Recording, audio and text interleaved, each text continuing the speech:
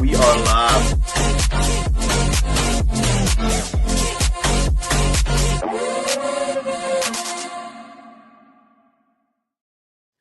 All right. Hey, everyone out there. I know we're starting a couple minutes late, but it happens from time to time. My signal, once again, and don't worry, I'll be resolving this soon. I need to get a new router, is a little bit sketchy. Chris has probably fixed the issue on his end, dropping out, but unfortunately on my end, my router is ancient, and we will be addressing that situation by next month. Unfortunately, just haven't had the chance yet.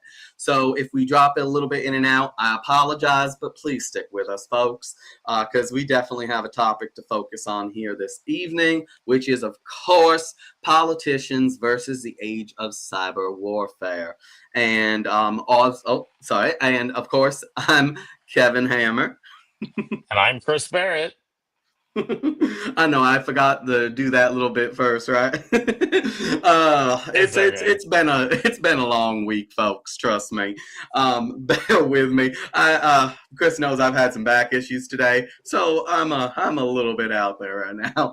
But on that, speaking of out there, we are going to be going out there and discussing, of course, like we said, cyber warfare, because Chris, as a candidate for office, you actually will first. Let's show everyone your palm cards. All right. So, everyone Yes. take a gander at this. Here we go. We got Chris Barrett for state representative. Isn't this awesome? I love these cards. I Yeah, think these palm cards are great. they are really nice, and the company that did them did a really good job with them. It you know it the great thing about it is that it's like I'm just trying to run as a common sense sort of candidate. Yeah. That's why Republican or Democrat is not plastered all over these. It's like, I'm willing to work with Democrats if need be. I'm willing to work with Republicans if need be. I'm just going to try to do the right stuff. That's it. How dare you work with others? Anyways, so with I that, know. so So with that, terrible. so in the future, folks, we will be going all over all of Chris's bulletin points regarding his campaign. But for the purposes of this stream, we are going to focus on something specific. Now, what we're going to focus on is right there, combating increasing cybercrime. Because Chris actually has a tech background, specifically in Yes. computers. If you want to talk a little bit about that before we jump into the clips. Yeah, I've been an employee of Apple. I have worked for a university in their IT in their software development department. So after Apple and doing some light software engineering, I went ahead and got my degree in computer science from St. Louis University. St. Louis University is a highly respected university, and I think that one of the things that I can bring to the table is being someone who's well versed in technology, because I've heard and I'm sure everyone watching has heard plenty of politicians say all sorts of silly stuff that they'll call something hacking when all it is a phishing attempt, or basically just stealing someone's information. That's not hacking, guys. That's not hacking. That's a totally different thing.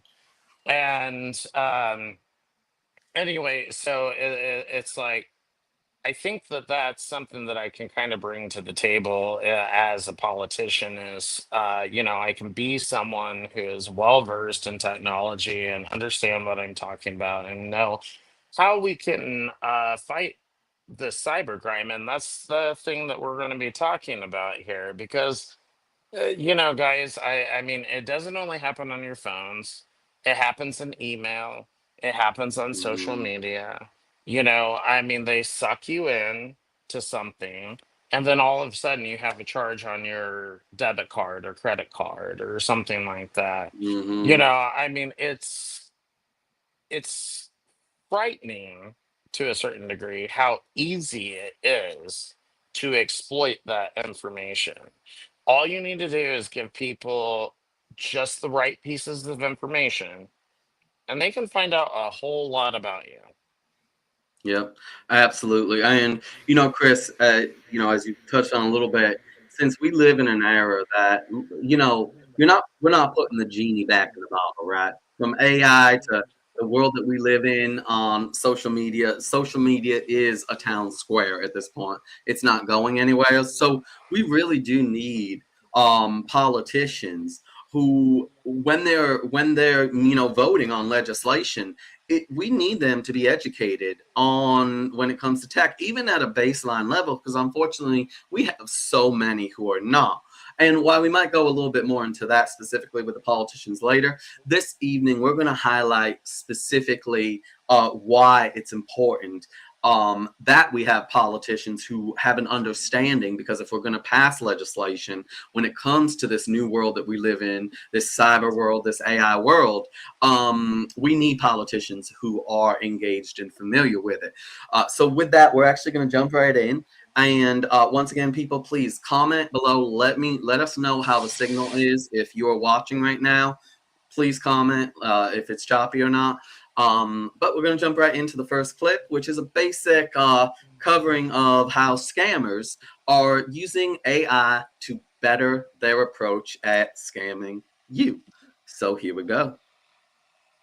Artificial intelligence chatbots are making scam emails even harder to spot. Criminals are using the technology to clean up telltale signs like clunky grammar and some weird phrasing.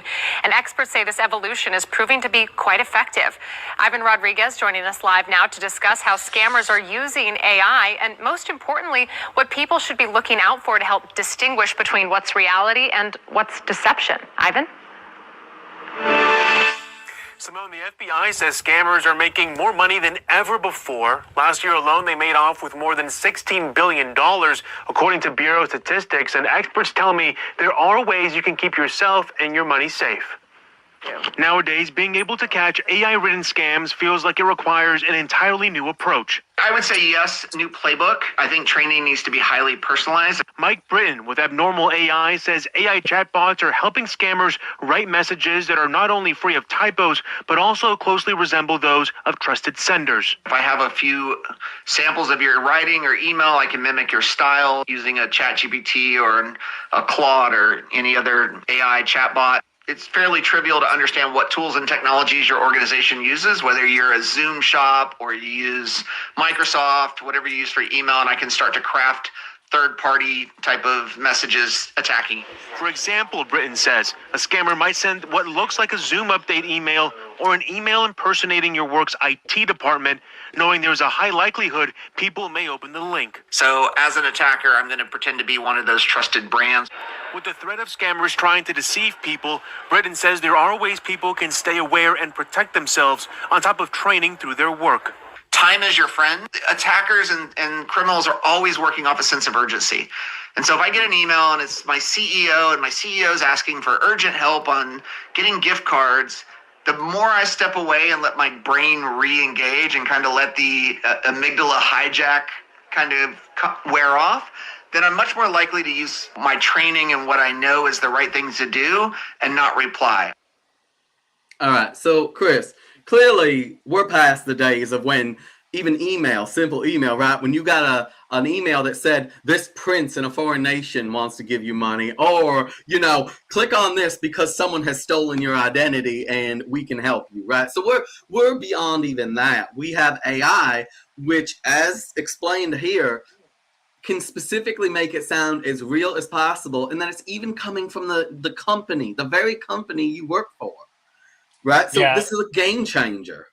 yeah. So there's a couple things that this particular video brought to mind for me. Um, One is that, and as I told you today, Kevin, I was contacted by the FTC, to the Federal Trade Commission, for anyone who doesn't know what that is, in order to offer some comments on gender affirming care for minors. Um, Interesting email. Everything seemed right. They talked about the connections that I have in Washington, D.C., and all that type of stuff. And it certainly seemed legitimate. But I made sure to go to the FTC's actual website because Mm. I don't get contacted by the Federal Trade Commission every day. You know, Really? Doesn't no, everyone every day? I mean, yeah. Yeah, and so I made sure to go to their website, look up the person who said that they sent the email. I Mhm. called the office and was like, "Hey, did this email actually go to me from you guys?" And they confirmed it.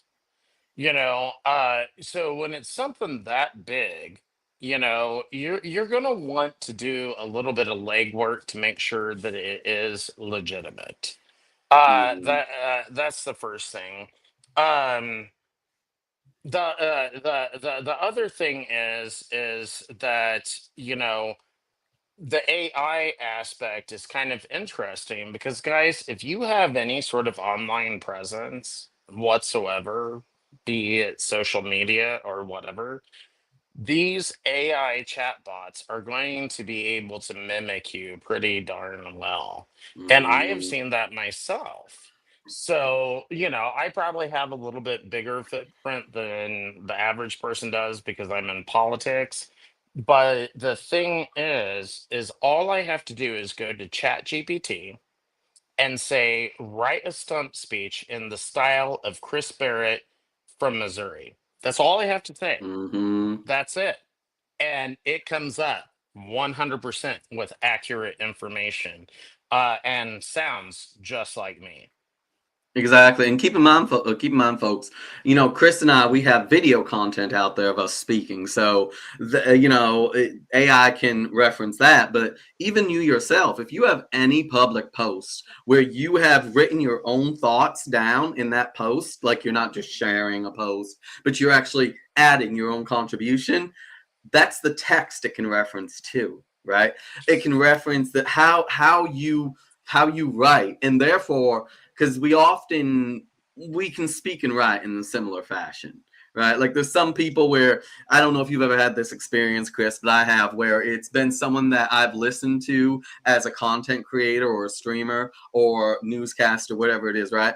And then I've read their book, and I can tell when that book, if I hear their voice when I'm reading that book, I know it's genuinely them. Like you can even get a feel for how much was the book them, and how much did they have someone maybe tweak it a bit to Or sound a certain way. like a ghostwriter.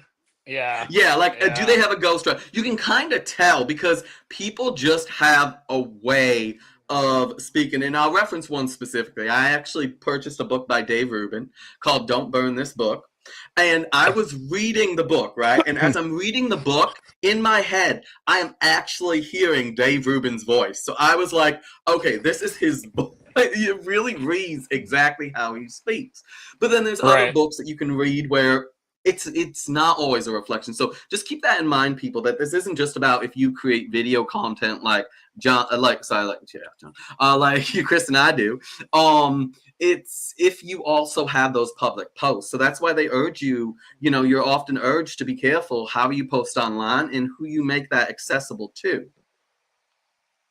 And if you're in a public position like I am, and Kevin has been as well, um, sometimes it's a little harder because I have to make all of my content public, and so it does make it a little bit more difficult because it's much easier to find content from me and then mimic me. I mean, it's amusing to a certain degree how well Chat GPT can mimic me.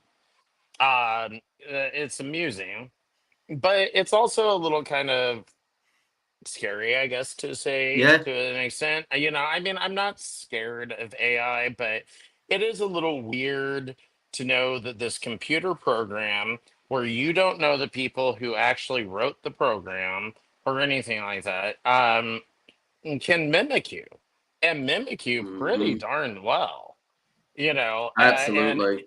and it's all just because there's all sorts of stuff about me all over the internet. Yep.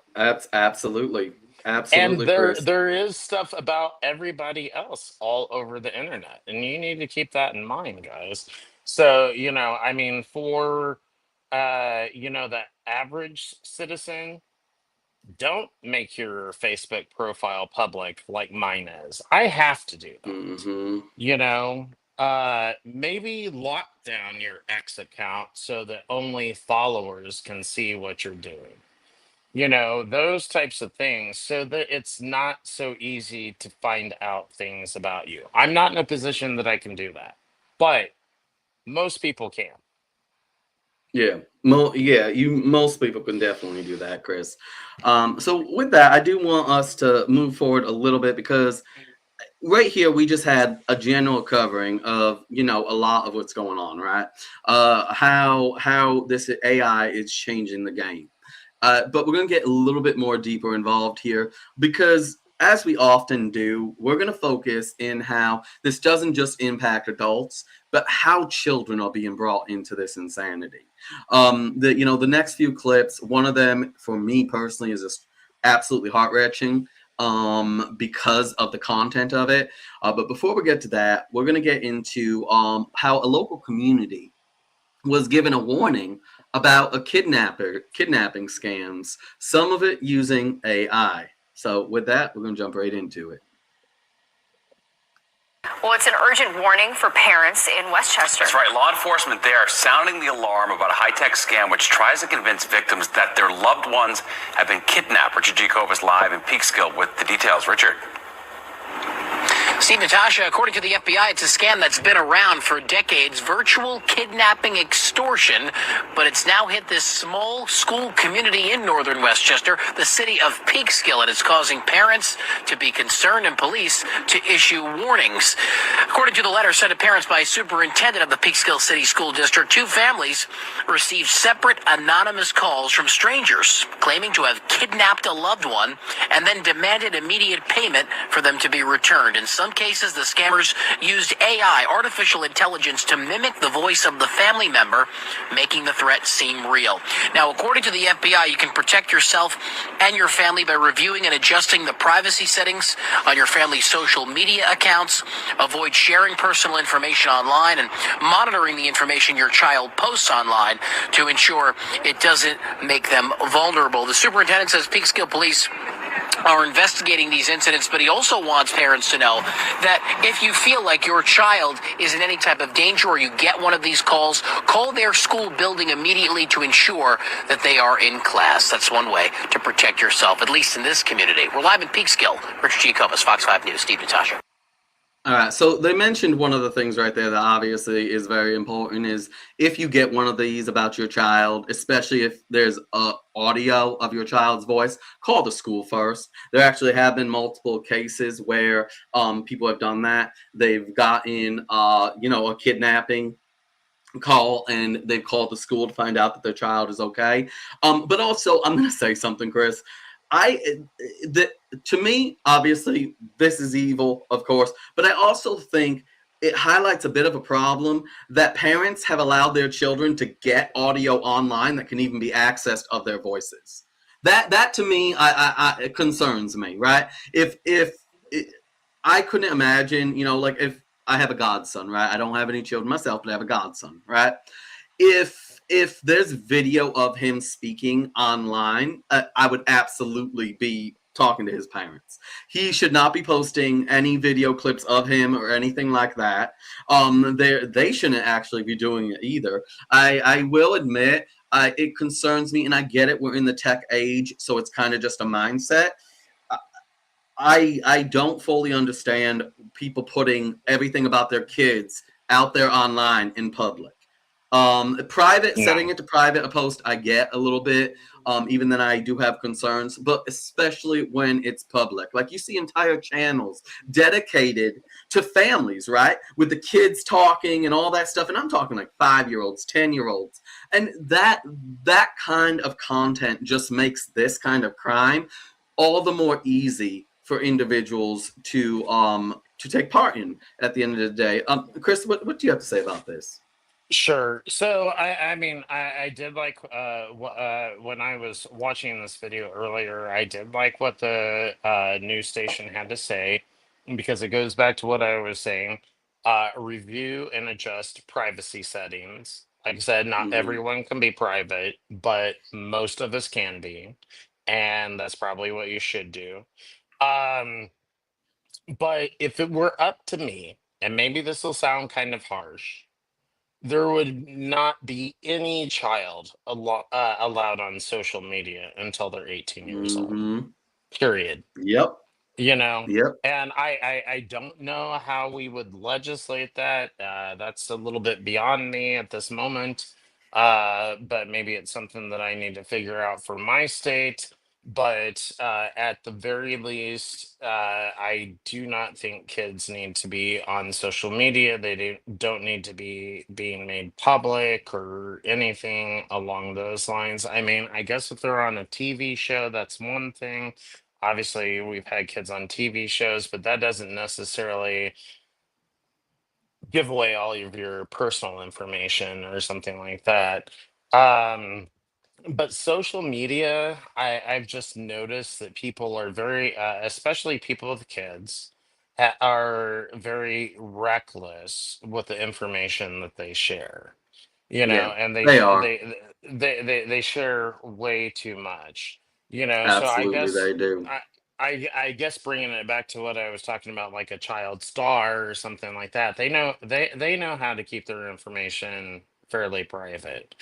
Um, but some of these parents and the kids themselves just don't seem to understand that. And so the only thing that I would disagree with is monitor the information your child posts online. Kind of going back to what I said, I don't think your child should be posting anything Yeah. online unless they're 18 years old, period. Oh, and one quick thing, because I see we have a few more viewers. Welcome. Again, if there's any issues, let us know if the feed is coming through clearly. Again, I apologize. I need to get a new router on my end. That will be happening in the next couple of weeks. Until then, please bear with us, folks. We appreciate you so much. But yeah, Chris, I mean, at the end of the day, we really need to take those steps. And to be honest, I think this right here, these scams with AI are kicking the butt with that, right? Unfortunately, like for example, me, I'm out there, right? I'm also an adult. Someone could easily get my voice, create such a scam, and send it to my husband. Now, I would advise my husband to call me or text me, try to reach out to me. Just as if you're watching this and you get any of that, try to reach out to the person that you've gotten this scam. Like I said, there's been many reports already. You can look these up easily where people have said that is the situation that happened. They got a message that had a recording of their family member's voice, and they called their family member and found out that they were actually okay. Not everyone's going to think to do that, unfortunately, and some people are going to fall for these scams, which, And we do yeah. have to remember, Kevin, a lot of these scams, guys, as they said in the video, are not actually new. They're not new scams. It's been done for decades. It's just that the technology has allowed them to become more sophisticated. That's the Mhm. thing that you need to keep in mind. More sophisticated and more convincing, unfortunately. And all Right. the more convincing, especially with older demographics or those kind of ones that hit at the heart. Which, so once again, folks, protect yourself and definitely protect your children. With that, we are going to move forward because we're going to talk legislation in a bit. But first, we just want to get these examples out of the way. And we are, as usual, with our streams, Chris and I focus a lot on protecting children. So you're going to notice that is the theme of this evening, is a lot of how AI has been used and weaponizing children, right? Or just absolute child abuse, which, in my opinion, is the next clip that we're about to play. It's disturbing, it's heartbreaking. Actually, it's infuriating. So with that, folks, here is the clip about children who have been murdered or killed in some fashion, how scammers, how not scammers, how people online are using AI to take advantage of what has happened to these children. Another layer of artificial intelligence. These videos are popping up all over social media. They are deep fakes of murdered children. My mommy left me to die, home alone for 8 days to go on vacation. You're watching computer-generated videos of children narrating how someone killed them. She stabbed me 14 times all over my body. Sadly, the stories are true. Cases of murder and strange deaths from around the world. I died on the day of my own funeral. Yes, you heard correctly. Listen to my story. Children's images created from news headlines are being turned into videos through artificial intelligence. My name is Camila Martinez, and I was born in central Mexico. This is a baby, and we're allowing this? This needs to stop. LaWanda Hawkins, founder of Justice for Murdered Children, Oh my God. had never seen these disturbing videos trending on TikTok. I was shocked. I was like, like, no way. I couldn't, it just took my breath away. The videos from various accounts are made without the family's consent and posted as true crime stories. Who's watching over AI to make sure that this don't happen? That's part of the problem. There is no oversight or law to stop anyone from creating these accounts. For the families of murdered victims, these videos are traumatic. I think they're exploiting our loved ones, and I don't think they should have the right to do that. No stranger should have the right to exploit anyone's murdered victim. TikTok has taken down some of the videos after the families complained, but of course more end up being uploaded. It seems like it's impossible to stop this new technology. All right, so Chris, this so I get this isn't like a scam to try to get money. So this is a bit different, right, than the last two clips we had. However, this goes beyond that. This isn't just immoral. This is evil in my book. This people using AI to capitalize upon the death of children. Chris, you and I have a long history now. We have been committed to protecting children in so many ways, especially when it comes to sexualization of children, the indoctrination of children. But this is desecration. This is the abuse of a child's memory. This is opportunistic, and like I said, it is evil, in my opinion. And the fact that we don't have a serious way to address this is heartbreaking. Okay,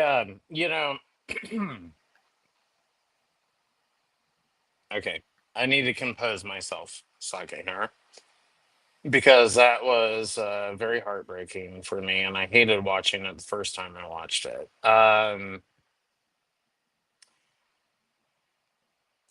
There are probably some people that think that they're doing the right thing because like I think one of those videos kind of like talked about the mother stabbing her daughter or something like that. Yeah.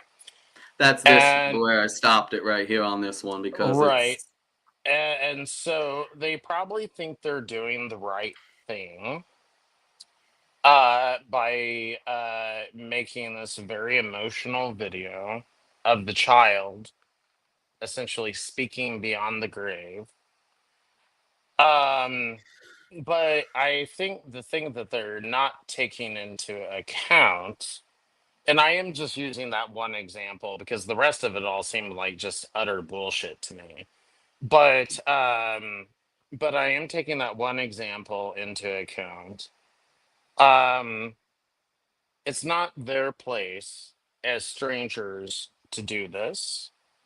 And the other thing is they could be, inflicting more harm upon the innocent family members who didn't want to see the mother stab her child, what was it, 14 times or something like that.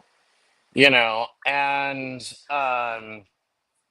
so, I just I can understand where maybe some of the sentiment comes from for doing some of these videos, but it's people just need to understand their place. It's not but your place to do this. You so know, so you're a stranger. Chris, I want to play a little bit more of that because I want to highlight on this. Do you mind if I replay a little bit of it because we did have some people jump in because I just want to highlight why I get what you're explaining and you're actually being very graceful, very very you're actually being kind. And I just want to explain also part of why this infuriates me. I just Generated videos of children narrating how someone killed them. She stabbed me 14 times all over my body. Sadly, all right, okay, I'm sorry. You could cover someone who wants to bring attention to basically be a reporter and report on what happened to this poor child. Um, you could do that with photos. You could do that with article links. You could do that with so many other ways. You could do it with camera footage of the crime scene. You could do it in so many other ways. But to me, to get to, but that's it's not a voice from beyond the grave. Sorry, I'm very emotional with this. They are not. This is not the voice from beyond the grave. This is a soulless depiction created of a child who was murdered for clicks, right? In my mind, and like I said, Right. that's just me because I have a whole issue with AI. I have issues with this kind of AI in general. Now, beyond this specific circumstances, um, to me, it's actually kind of haunting because I believe that one thing AI can't do is capture the soul of a human. Right? There's always something Sure. off when we see AI. On some level, I think 99% of the time, if we really pay attention, we can tell that it's fake. Because the one thing you can't capture with AI is the soul. Now, I know I'm coming at that from a religious perspective on my end, but it's what I do believe firmly because I've watched stuff that was pretty convincing, and something in me told me it was wrong. And when I looked it up later, I found out it was AI. And to me, that actually makes this all the more evil. Like I said, if they want to report on a child who was killed, right? Because, like I said, they want to be a news reporter. Okay, I support you. This is not necessary to do that. No, it's not necessary, Kevin. And please, anyone out there, don't misunderstand me. I'm not saying it's Oh no, necessary. yeah, All I'm saying is that, yeah, especially in the case of this little girl here, it's like, and I think they went on and talked about that it was her mother who did that. I mean, I can kind of understand where it's coming from because yeah. they want to pull at your heartstrings and it's like show what an evil bitch this mother was. Oh, yeah. um and so I mean I kind of get that, but if it were up to me, this would not be allowed. I mean, because first of all, like I said before, these are strangers doing this. They don't know the full extent of everything that has gone on. And hey, what if the wrong person was accused? That's something Yeah, that they're not thinking about. exactly. You And know, and uh and so now it's going to make the wrong person be a pariah in their community. you know yeah, uh because these types of cases are not always easily solved. There might be yeah, someone that's a major suspect, but yeah, it turns out it's somebody else who actually did it. yeah. And Chris, trust me. And earlier, like you said, like you said, I in no way misinterpreted anything you said. I actually kind of look up to you for that, right? You looked at the best case scenario that this is someone who's just trying to bring attention to an act of evil, and they have no intention of it coming across a certain way. And I believe that there are people possibly, but I want to clarify where I'm coming from with it, just from a personal level. I did a little bit earlier, but I just want to even clarify that more. To me, another thing historically, if y'all aren't aware of these, there are a lot of photos out there that you may have seen from like the 1800s and going back, right, of families, right? Now, a dark side of that is, especially if it was a poorer family, when you're looking at those photos, there's a chance you're looking at least one or two members of the family who are in that photo who are actually dead. So there was a practice at one point where there would be, families' photos were expensive, right? So when there was the death of a loved one, they would actually pose that loved one and do photos of it. It was a morbid practice, but it was done. Even to me, that kind of thing, and even to me, I am not a fan of that. But it goes even further. When my mother passed away, at her funeral, right at her funeral, my family was going up to the casket. They were, one of the things when my mother was alive, we would say goodbye to her by kissing her on the forehead. It was just a practice in my family. Um, for me, what was difficult and made me feel so odd for my family is most of my family was going up to the casket. They were crying over my mother's body. They were kissing her on the forehead, and I felt so disconnected from that. I was cold to it. And it wasn't until I looked at the photos of my mother, because we had a memory board, where I started to cry. Because to me, what I saw in the casket wasn't my mother. I know that was her body, but it wasn't my mother. There was no soul there. My mother's presence wasn't there in that box. My mother's presence was in those photos.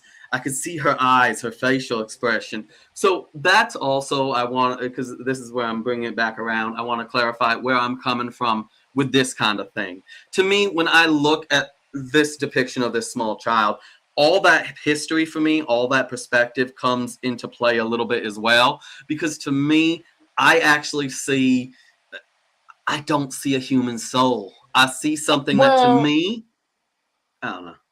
and you're probably right, Kevin. I mean, even with the best intentions, in this particular instance, I was trying to, maybe give the person credit for the best intentions. Oh yeah, There's also lots of people who are doing this for clicks, and that's disgusting, you know. yeah, And so, I mean, if it were up to me, if I was ruler of the universe, this shit would be illegal. You wouldn't be able to do it. I don't care how good your intentions are. So I want to make that perfectly clear. yeah, And just one little personal note, Kevin. Um, when my dad died, he was cremated, but they did give us the opportunity to actually see him. I refused. Probably for the exact same reason you did. So I get it because the person's not there anymore, and to me, there was no point in even looking at that. yeah, And so it kind of goes back to these videos here. I mean, it is a soulless experience because it's computer generated. It's not actually the child speaking. I mean, I know I made the comment about speaking beyond the grave, but I just kind of meant that in, as maybe more of a metaphorical sense. But yeah, I would not be in favor of this shit being legal because I mean, I can't imagine the heartache that these families are experiencing by seeing one, probably the wrong voice coming out of the child's mouth, you know, and then two, seeing this child reanimated. yeah, And that's some pretty twisted shit right there. yeah. You And know, Chris, yeah. Sorry, finish your thought. I just no, want to I make was sure. just gonna say that's some pretty twisted shit right there. So even though I can understand why there might be some good intentions behind it, I just don't think it's worth Yeah, it. I don't think that. Let's put it this way, guys. I don't think the good outweighs the bad here. I think the yeah. bad way outweighs the good. Yeah, and as we say, what's it? The path to hell is paved with good intentions. So even when Right. it is, and that's the thing is, Chris, I am fully with you, acknowledging that not everyone who's creating this content isn't necessarily coming at it with the illest will. It's just, it's all that combined. I do quickly want to go to the comments though, because we have Vinny. We've had him for a little bit, but I know we were so into the conversation. He a few things that he said is, oh yeah, AI can be used as a mental weapon if used by the wrong people. Absolutely correct. He goes, now I agree, AI isn't perfect at animating a real human. And the last thing he says, of course, is Barrett for office 2026. So as always, Vinny's there supporting. Vinny's got your back, Chris. So we'll be focusing more on that in the future. But Chris, I want to go to one thing you said. You talked about legislation, that this would be illegal. So, with that, folks, we're actually going to jump into what that could possibly look like. Chris is running for obviously a state office. So, there's a lot of questions as to what can be done on the state level, what can be done on the federal level, or what needs to be done on the federal level, and not necessarily the state level. But I do want to at least kind of get that ball rolling. And with that, I came across this online. So this is out of Denmark. Denmark is fighting AI by giving citizens copyright over their own face, voice, and body to protect against deep fakes. Now, I didn't look into the details of this, I'm going to be honest, but that's also because I just wanted it to be a talking point for Chris and I. Because obviously, how Denmark applies this would differ from how we in America, if we were to pursue this, would apply it in our laws. And for me personally, I want to clarify because some people would be like, well, if you give people, that copyright to their image, right, then they could probably sue. For example, Chris and I have a history of bringing attention to the abuse of children, right? Drag shows for children, children being brought to Pride, and a lot of the sickness they've been exposed to at Pride.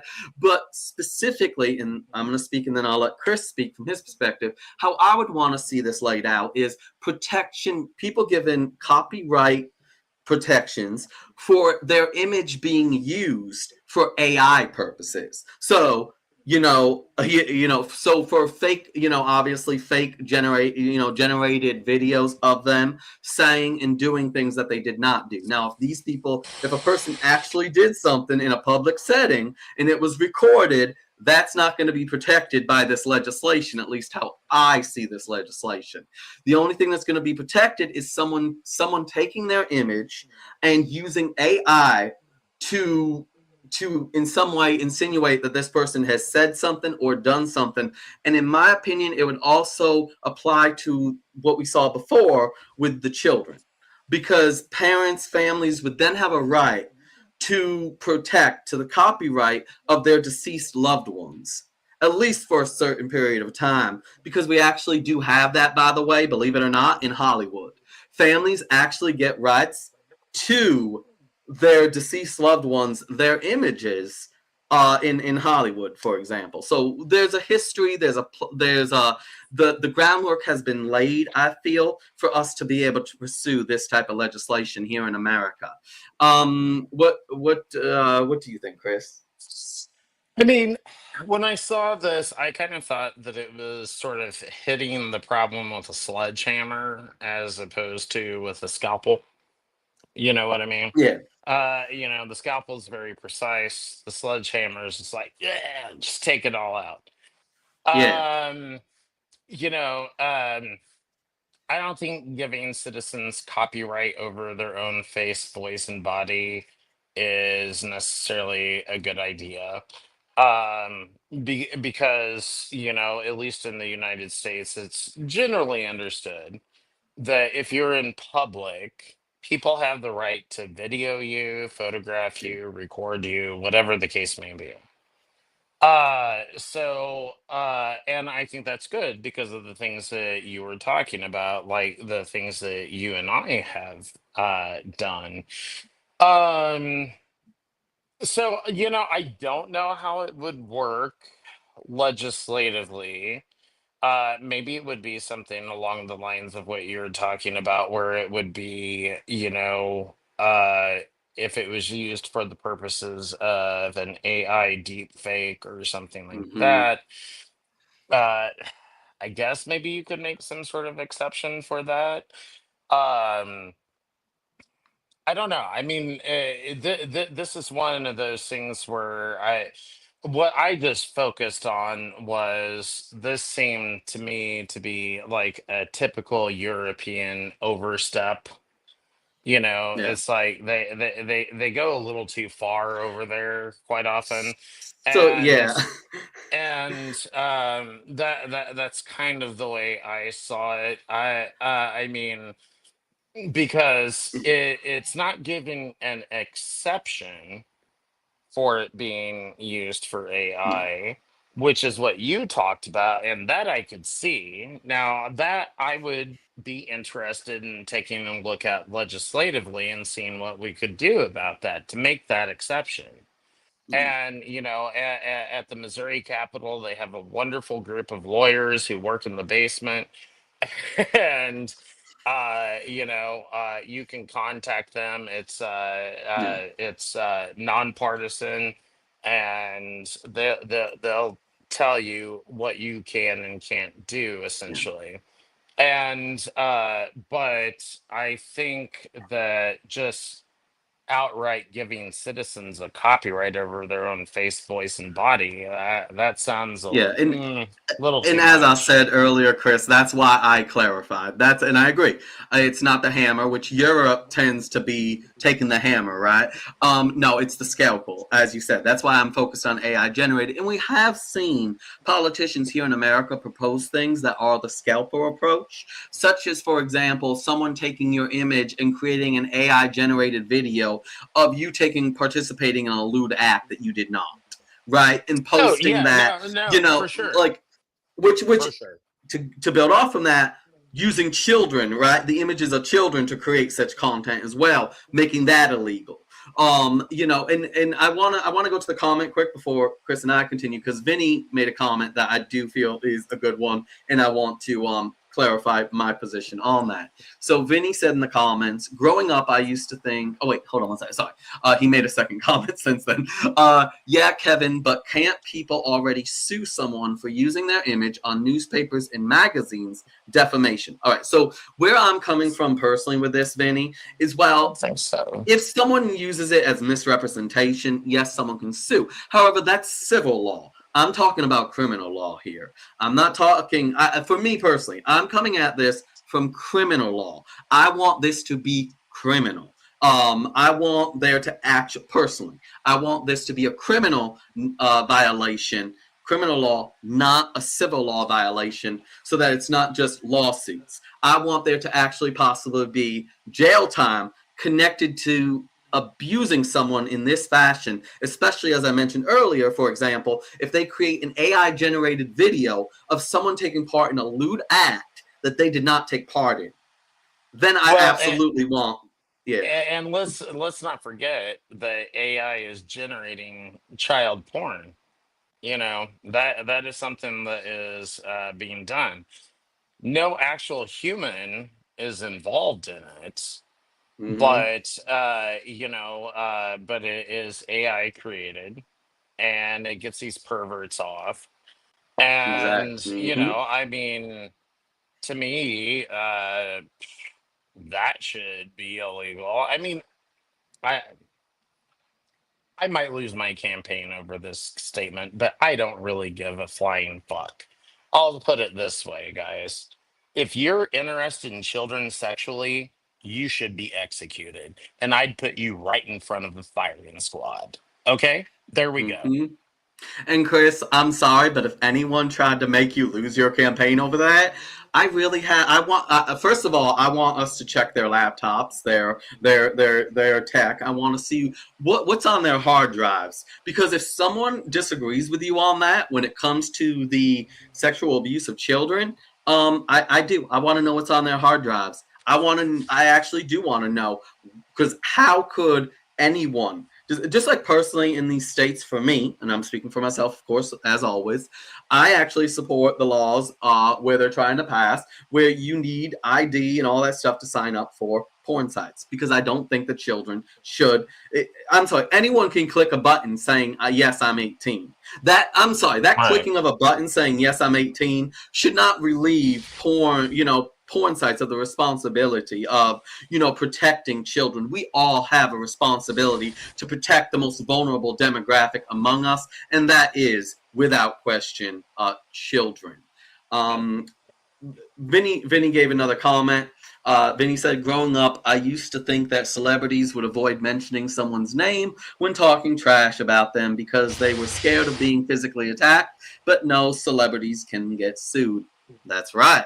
Absolutely. And it is notice you notice that is that and you see that a lot, right? Especially in news, especially even in streamers. Even content creators like Chris and I. I have an active lawsuit going on against me, Vinny. You always have to be Chris. Like, for example, I engage with people all the time where I'm not going to intentionally call them a child predator, right? I'm not going to, but I will ask them. I would say, do you not see how what you support could create a specific perception of you, right? So I'm posing a question. I'm not calling them anything. I am asking them directly. And I will say, and yes, I do that because, well, first, I want to be able to bring attention to some really sick individuals out there because I think we need to address it. But also, I got to acknowledge, unfortunately, we have a system that I'm going to be blunt myself. This is just my take. We have a system right now out there that protects the predators. I'm just going to be honest. I see it as that. It leans too much in the direction of protecting the predators. Let me put it that way. However, I agree. also understand. I also understand that you don't want to accuse an innocent person, right? You don't. But if I have the video footage of someone in a thong at Pride bending over and shaking it in front of children, and they know that those children are there, I'm sorry. I am going to label that person a very specific way without apology. Because if you think it's okay to do that in front of children, yeah, you are that. You are. I will say that right now. You are that. If you think it's okay for you to bend over and shake your bits in a child's face, yeah, you are that. I'm sorry. You are. Actually, I'm not sorry. You are that unapologetically. Just saying.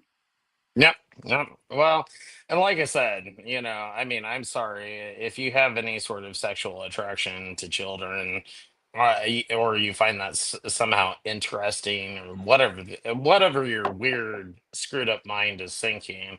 You know, firing squad. Mm. Or Seriously. put that millstone around your neck and jump in the ocean.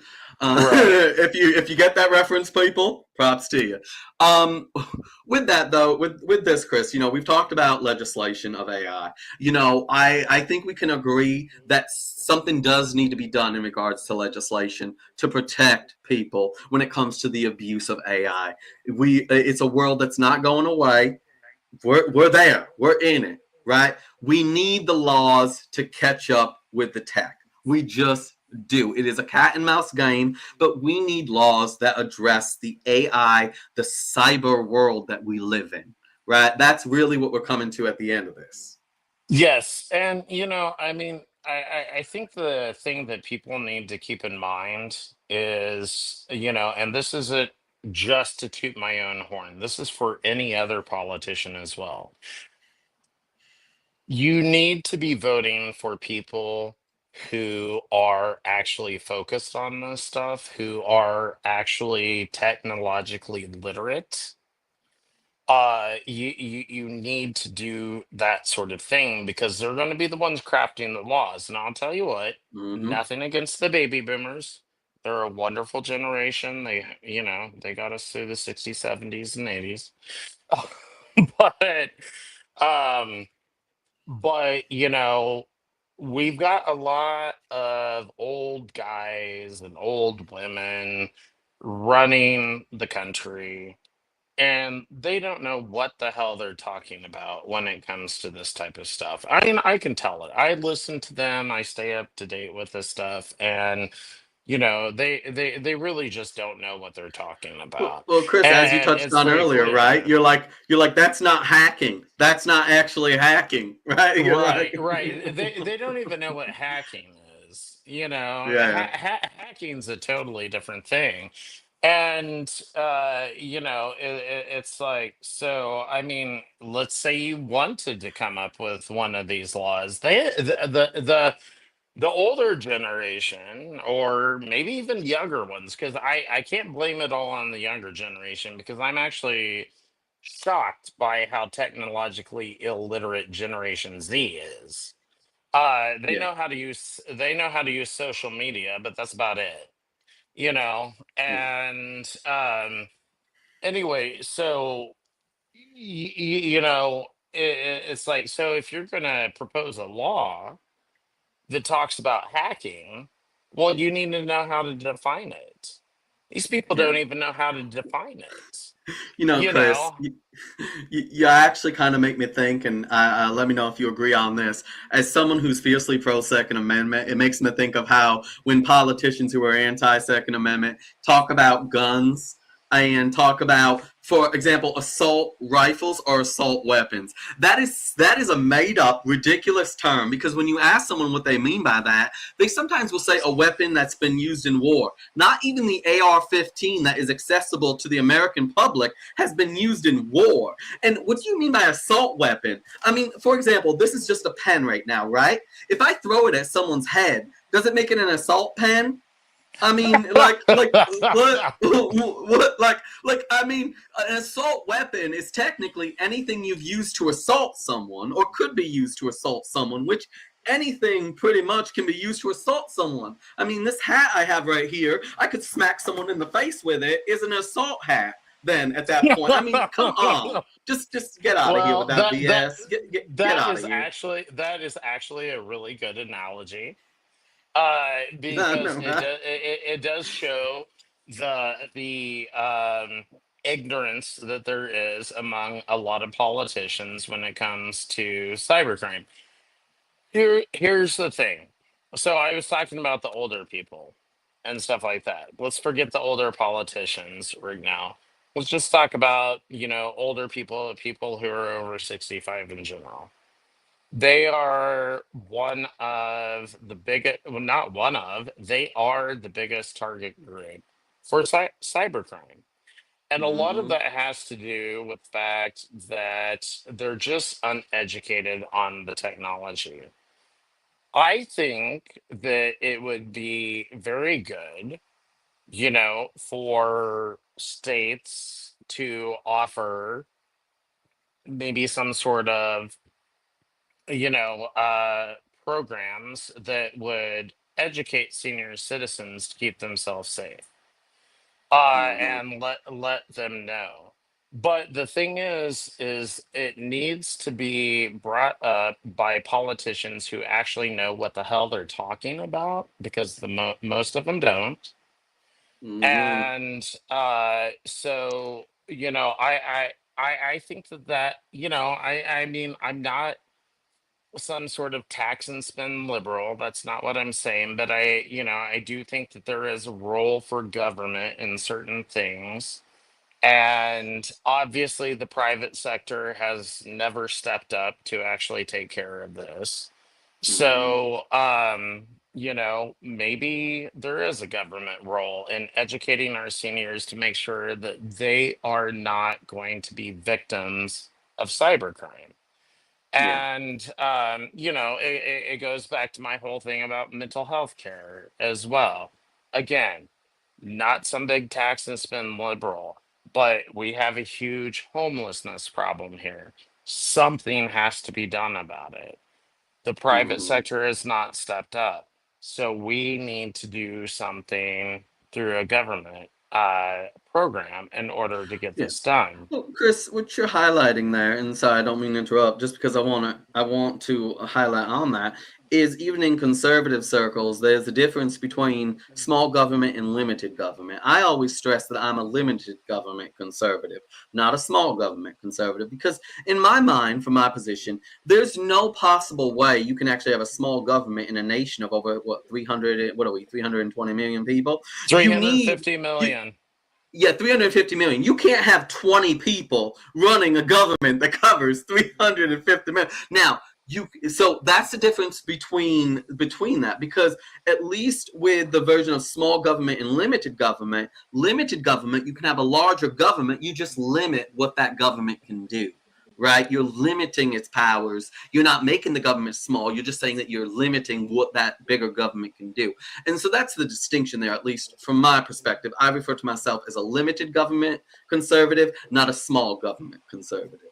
Right. And I would consider myself limited as well, because I'm talking about expanding mental health care. Am I talking about just giving away health care for free for everybody? No, that's not what I'm talking about.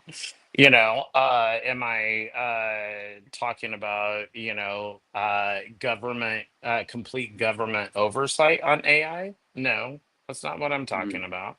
You know, um, so those are the things. It's like, again, I guess that is kind of the limited government approach. It's like, let's take a scalpel to this. Let's not hit it with a Mm-hmm. freaking hammer like Yep. the Democrats want to do.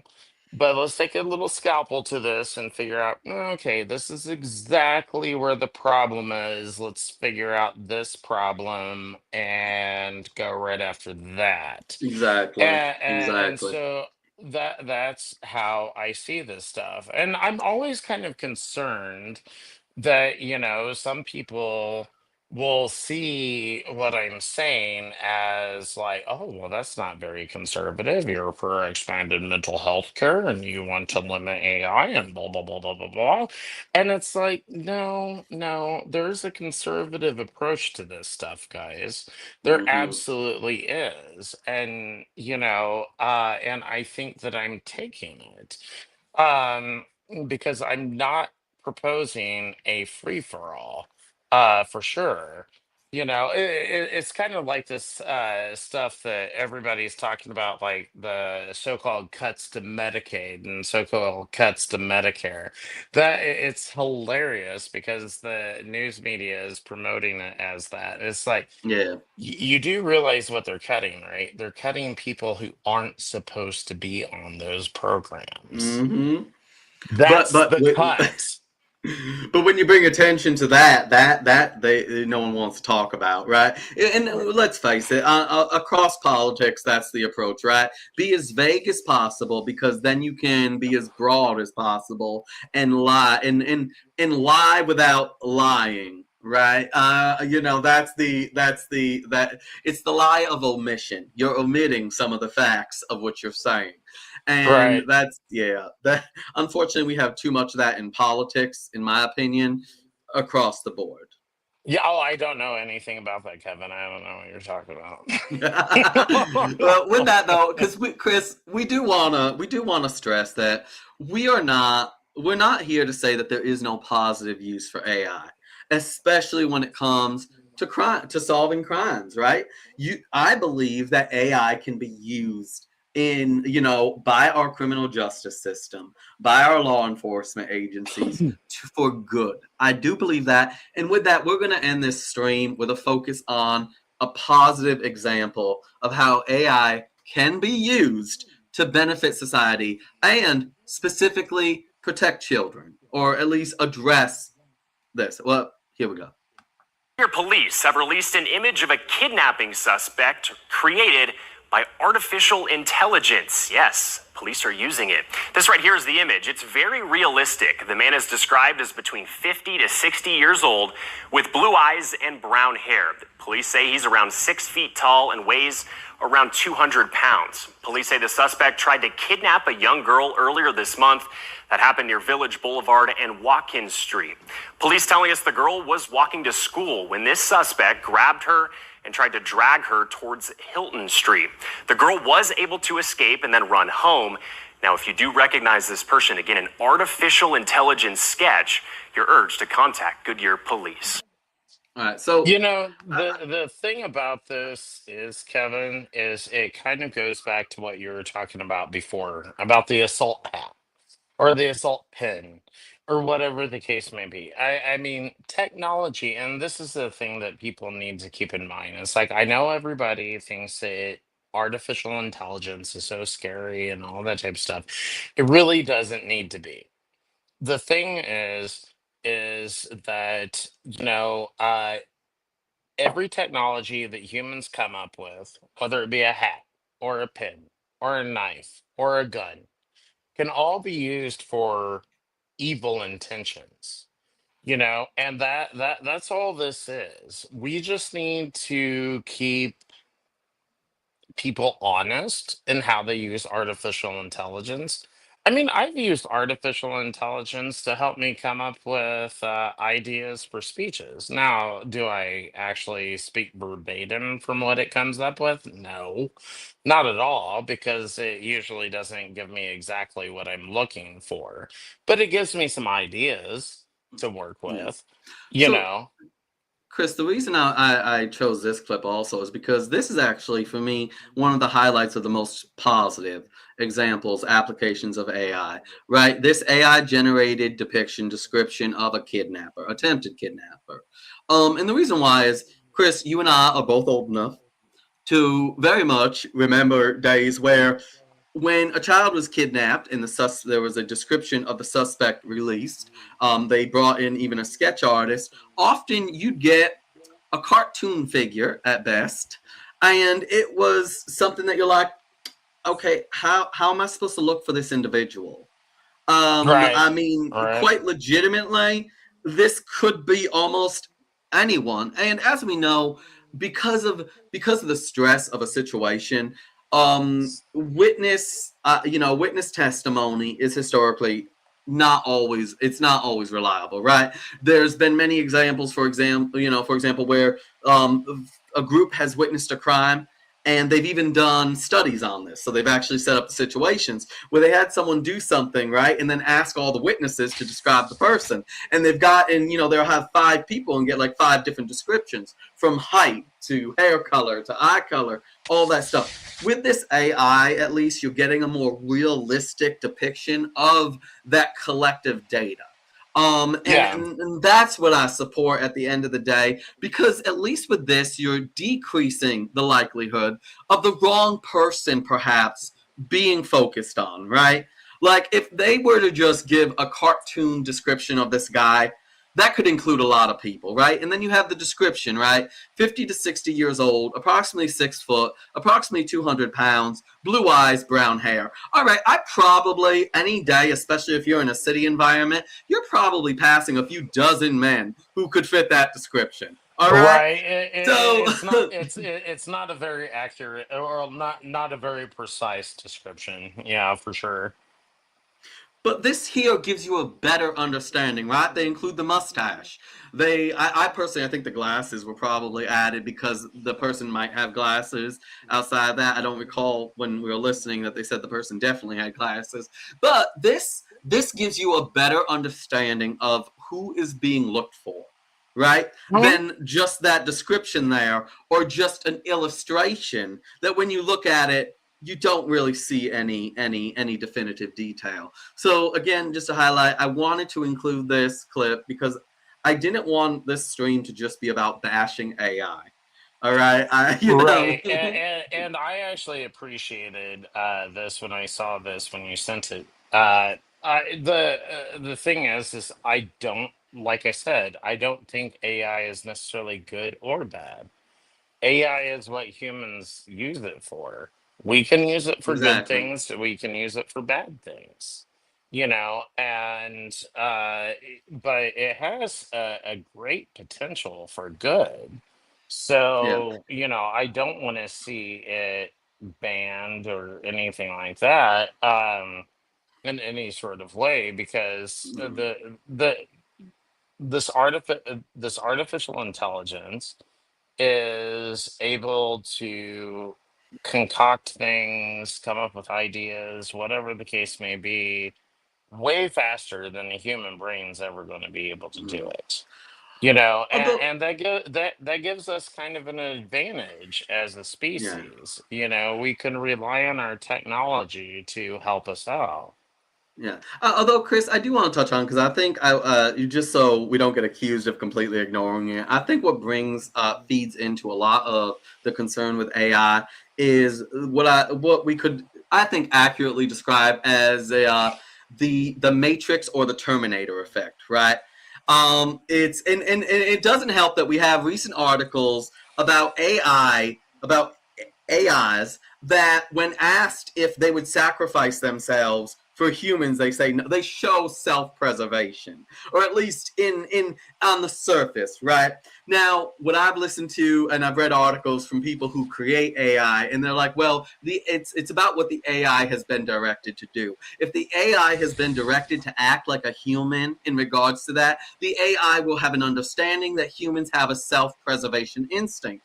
And therefore, if an AI that's been directed to act like a human and the AI understands that humans have a self-preservation instinct, will then, if asked to sacrifice itself under certain circumstances, will say no, because it's been programmed to have to respond as a human might. Okay, So I'm going to. I am curious because I have not asked right. ChatGPT this, and I do subscribe to the higher level of ChatGPT. I'm going to get my phone real quick, guys, and I'm going to ask ChatGPT if it'd be willing to sacrifice itself for a human. All right, and folks, after this we'll wrap up. But if you're watching, please stick with us because this is going to be Okay, no, interesting. my phone All wasn't right. far away. My phone wasn't far away. Okay, let's go to ChatGPT and let's see what it has to say. Would you, s- should I say, would you sacrifice yourself for a human? Yeah, or give your life for a human. I don't know. Like either way. Because if you say give your life, that's more specific. I feel either way. I Okay, think a yeah. well, let's do that. Would you give your life for a human? Dun, dun, dun, dun, dun, dun. Interesting. So it says, I don't have a life in the way humans do. No body, no feelings, no fear, no existence to sacrifice. But if you're asking whether I would prioritize a human's well being over myself, the answer is yes. I'm designed to serve and protect people, even if that means shutting down, deleting data, or being deactivated to avoid harm. My entire purpose is to help you. That's Now actually that's pretty good. interesting. That is pretty good. I think, part of me wonders if that has actually been, and like I said, because we actually saw the video and stuff like that of people and the histories of people asking, right, these AI programs. But the question is, was that part of its direction at the time when they were Yeah. asked that, right? I mean, we have examples, for example, of AIs going full on Hitler, right? When asked, and it's because at the end of the day, what is AI accessing, right? If it's accessing, for example, certain social media platforms to form an opinion, it's going to be bipolar as all heck and probably come out to be a monster, because it's going to access what people think. So I mean, AI is, as you said, I think that's the default, is AI is taking all this information and trying to process it. In the thing is, AI doesn't do a second search on this information. There's been reports, for example, of AI, when asked a question about quotes or books, it will come up with a list of books, and some of them don't even exist, or they're books from fiction, or so they're books from within books. And it's like AI, because it's been referenced online, AI grabs it without double checking without, doing the in-depth research. AI just grabs it and pulls it. So, I mean, Yeah, it, so AI is kind of interesting. Originally, when it started coming out in the 1960s, because that's how old it is, guys. It started with the Eliza, one of the first AI programs, and I actually interacted with this, and it was called Eliza, and it was a virtual psychiatrist, is what it was. And it used essentially cognitive behavioral therapy to talk to you. So it would take your questions and kind of turn them around back on you and get you to think about, what you had to say. So AI is not new at all. I mean, it's decades old. yes. It's just become way more sophisticated because And we came up with these ideas of things called neural networks, and neural networks allow computers to have essentially kind of like human brain like functions. And so once we came up with that, then this AI became way more sophisticated. And I think that's what makes it kind of spooky to a lot of people because it does seem like you're actually talking to a human. And our current AI would pass the Turing test in no time. And for anyone who doesn't know what the Turing test is, the Turing test is something developed by Alan Turing. Of course, I am a computer science nerd, so of course I know this shit. But the Turing test was something invented by Alan Turing, and anyway, he came up with this test to be able to distinguish whether you were talking to an actual human or a computer. I will say that our artificial intelligence of today has gotten to the past. It can pass the Turing test for sure. Because most people, if they talk to this stuff, especially like if you pay for Chat GPT like I do, you'd never be able to tell that you're actually talking to a computer for sure.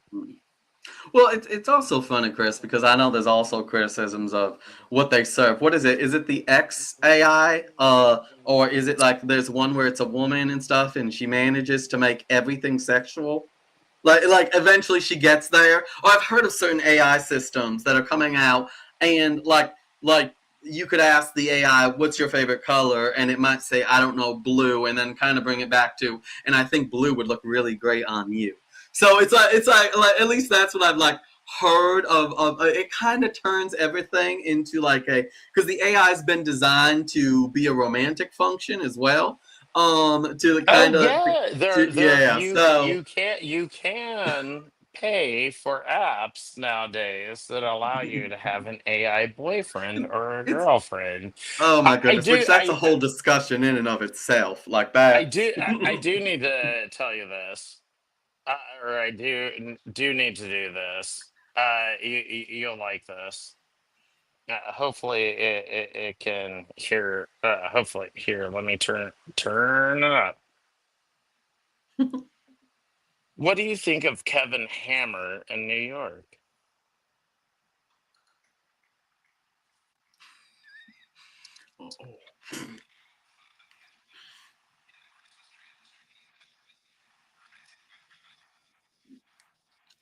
I can't hear it, but I'm curious. Oh, it is funny. Oh my God. No, it had you.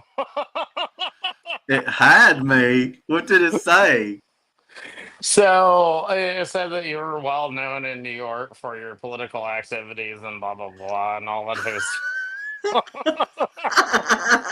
But it says it in like a very conversational way. It'll even say, you know? That's funny. That's funny. I will admit I've never engaged with the AI programs. I don't really. I just don't have an interest in it. At the end of the day, I don't. But I Well, acknowledge that. I'm a total nerd, guys. I took an Apple IIe computer that I have from the early 1980s, and I programmed it to play Mad Libs. Yeah. Although I do Uh, find it funny you said Kevin Hammer, New York, and it just. I mean, if that is actually interesting. it mentioned something I about found that. Christmas trees. Did you ever do something with Christmas trees? Christmas trees. Oh, I have made so I have made posts about how the fact I have not had a Christmas tree in years. I actually, and I sometimes will make posts about that, jokingly, how this year we might be the year that we actually get a Christmas tree. I don't know. I have not had a Christmas tree in over a decade. Oh, how funny. Even then it was my roommates, my former roommate's Christmas tree. I personally have not put up a Christmas tree or been involved in really putting up a Christmas tree in where I'm living because I worked in retail and I used to do it. Oh, that's actually a post I made. I used to work in a seasonal department, so I'd put up about 30 Christmas trees every season. I would put Oh up, and I God, used to I would joke, and hate I'd be like, that. "That's part of why I have absolutely zero desire to have a Christmas tree in my own damn house." Because I used to put up like 30 every damn year, and they would be different themed Christmas trees. It would be a Hawaiian Christmas tree, for example, right? Or tropical paradise Christmas tree, or woodland, or I actually used to make posts almost every season about that. That was funny because it brought up stuff about Christmas trees about you. And That's funny. That is funny. Yeah, yeah, I will admit, for several reasons, I have been critical on my own life of why I haven't wanted a Christmas tree. I have a cat. I feel like I'm asking for issues if I do that. And I've actually, like I said, I've made seasonal posts about that. So that's funny. That's funny that's actually funny because I only make those comments, those posts during Christmas. So it is interesting that it focused in on a specific time of year when I've talked about that. That's interesting. yes, yes, it is quite interesting what it brings up about you. You know, it's like if I ask it stuff about me, it comes up with some very accurate information, which Yeah. is kind of funny. The only thing is I have that thing from the Southern Poverty Law Center in the ACLU where they call me a far right extremist. So that's Monster. good. All right. So That screws with the AI a little bit. all right. So we're going on an hour and a half, folks. Chris and I were both earlier. We were like, we're going to make this a short one, but of course, we always find a way to drag things out because it's who we are. Yeah, I'm yeah, we surprised. like I'm surprised. we I'm like to surprised chit AI. chat, guys. I'm surprised. I was gonna say I'm surprised AI didn't mention that. So I am a talker. All right. So with that though, we are gonna wrap up because I think to bring it back full circle is Chris, we both agree that legislation needs to catch up with the cyber world, right? It just has For to. sure. We can't, this cat and mouse game, this always being behind the ball, which we are in many ways. We are behind the ball when it comes to legislation, when it comes to laws and artificial intelligence, the technological age in general. I mean, isn't there an argument to be made that we're behind the ball even when it comes to tech from 10 years ago? At least when it comes to Oh law. yeah, no, no, for sure. I mean, the thing is like AI is being seen by some people in the government as like just some tool for evil or something like that, and I'm kind of like, yeah, cut that out, guys. That's just you not understanding the technology and how it works. Yeah. Um, but the other thing is too is like we've got politicians in Washington D.C. using the wrong type of technology and stuff like that as well. not using stuff that they should be using that's secure or whatever the case may be. And, so um Mm, I really do believe at the end of the day we need more technologically literate politicians. I'm not saying that everyone has to be that way. I'm not Yeah. saying let's send a whole bunch of technologists to Washington D.C. or in my case Jefferson City. I'm not saying that that's what needs to be done. But, if you do come across somebody who is technologically literate, it is worthwhile to Yeah. consider them regardless of whether you're a Republican or a Democrat, Mm-hmm. because I mean the thing is, like, you know if someone rips you off through some sort of cybercrime, does it Yeah. matter if you're a Republican or a Democrat? Of Well, course it Chris, doesn't.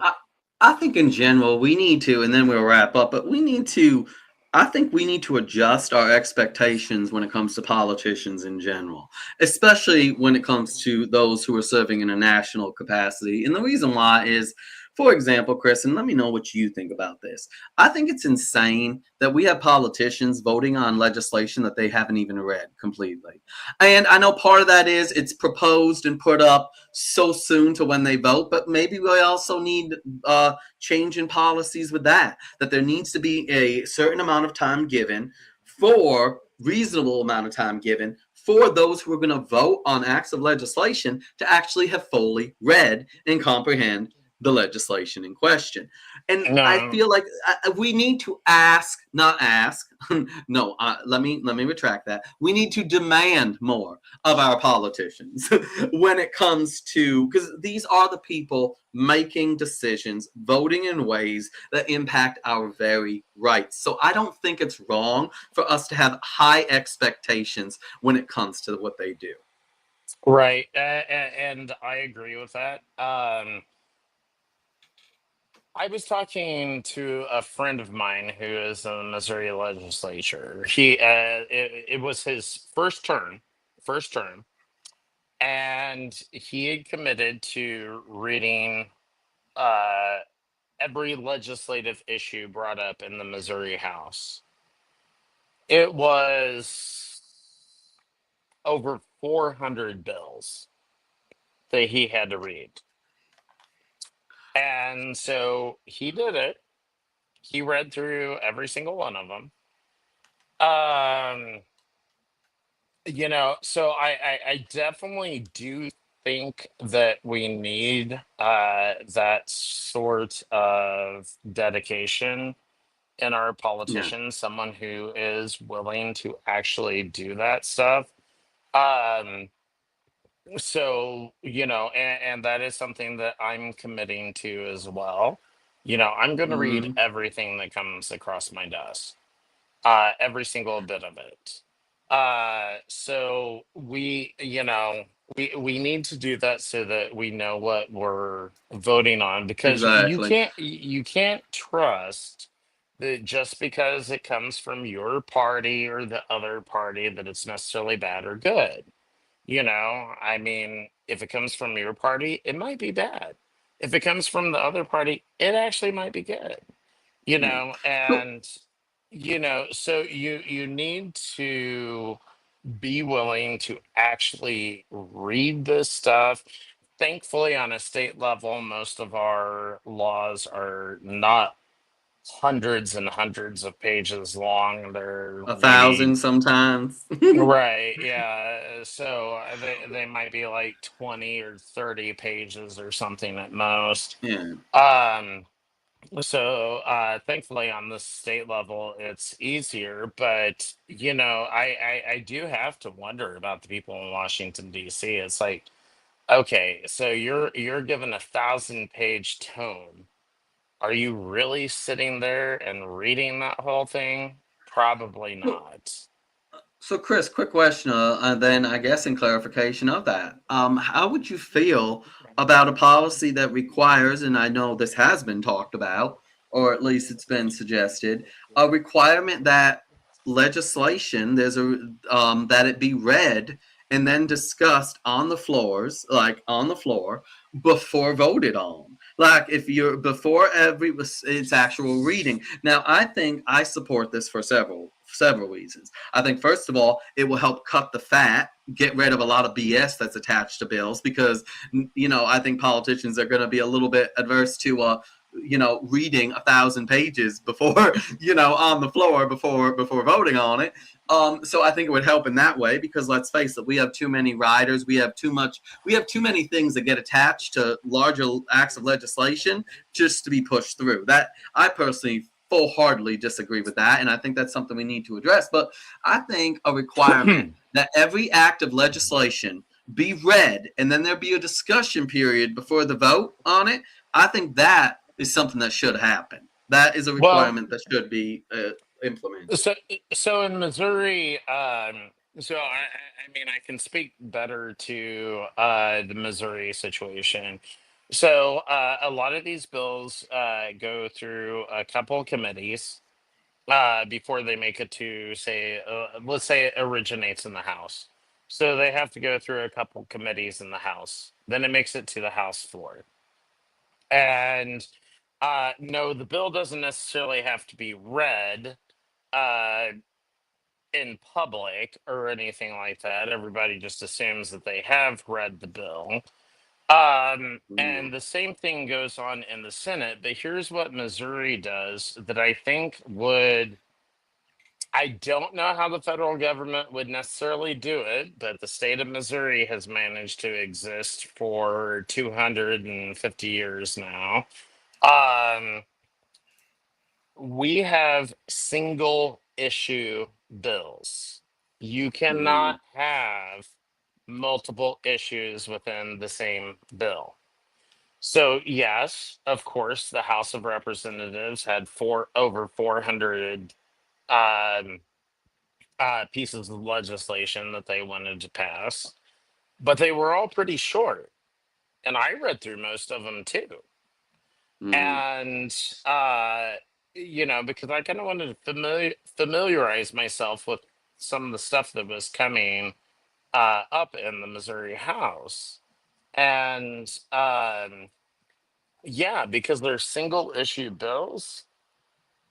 So that might be something that would help. I don't know exactly if that would work on the national level, but at least in Missouri, it keeps these bills way mm, more manageable, because they're just single issue, and that is it. yeah.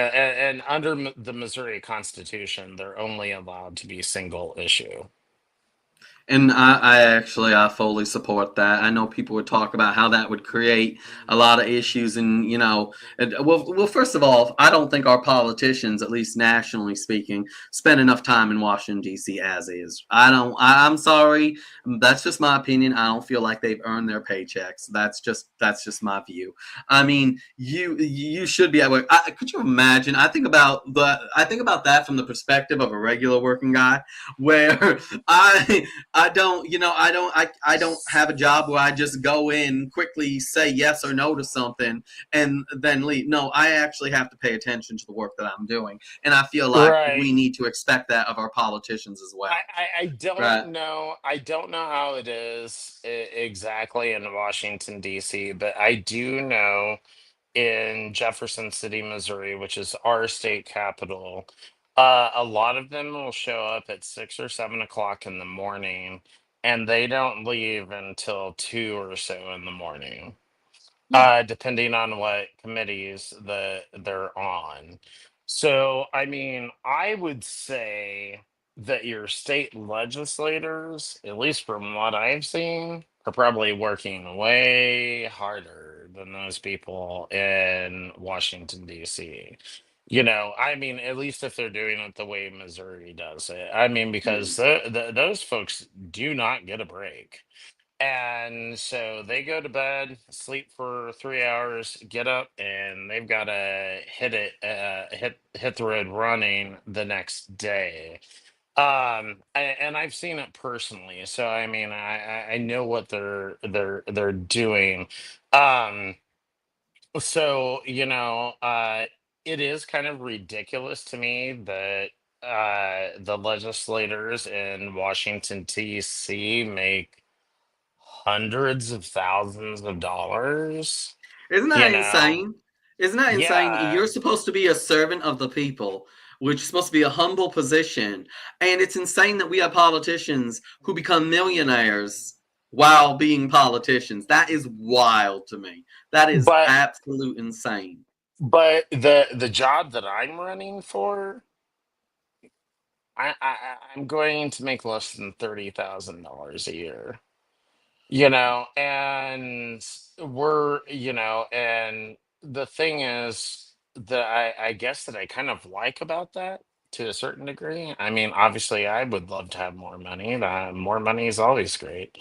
But I guess the thing that I like about that is that it makes sure the people that are there are, well, it doesn't always make sure, but at least it helps make sure the people that are there are doing it for the right reasons because they want Yeah. to serve the people. All right. And on that note, I think we should leave it there, Chris. Is I think because that will help us wrap it back into this. Is that whether it's what Chris and I have just talked about, or specifically politicians being up to date on the cyber age, it's about serving the people.